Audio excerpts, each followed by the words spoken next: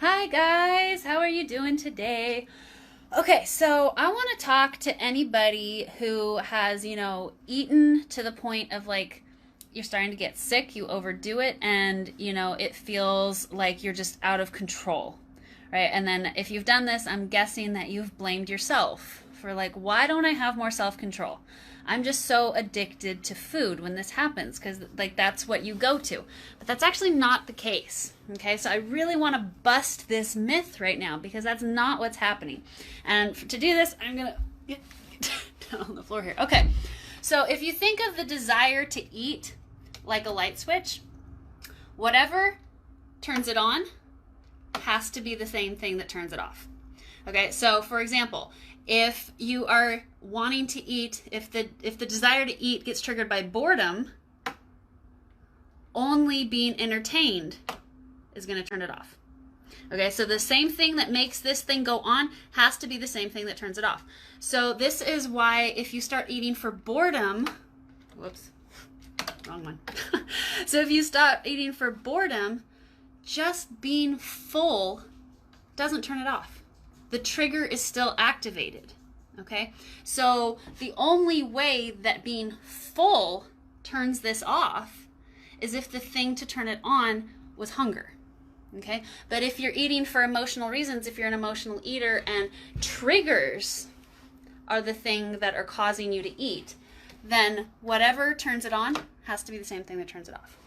Okay, so this has nothing to do with your self-control.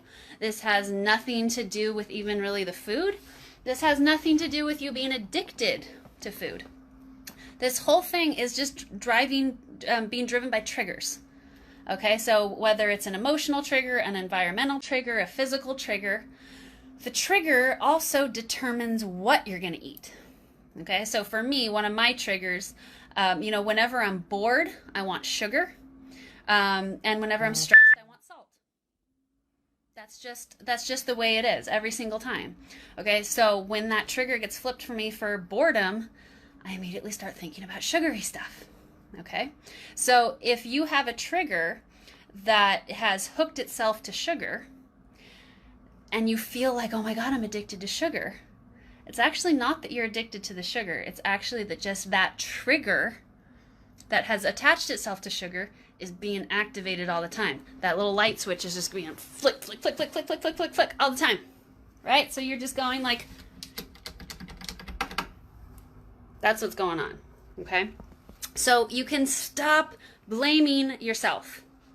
Stop blaming yourself. Stop blaming the food. Stop blaming your lack of self-control because that's not the problem. The trigger is the problem. The fact that you have an emotional trigger attachment to food. That's the problem. And so what we do in coaching, here, this is really cool. So what we do in coaching is because guess what, guys? You can't get rid of this. You can't get rid of triggers, okay? You're going to be bored. You're going to be stressed. Shit's going to happen. There's going to be advertising that has, a juicy burger. You're going to smell food walking down the street, right? You can't get rid of triggers. So this is going to happen no matter what, okay? You're going to get triggered.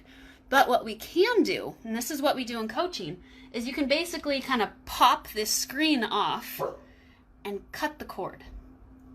You can cut the cord between the trigger and the desire to eat so that I could sit here all day and just flick the hell out of this trigger and nothing happens.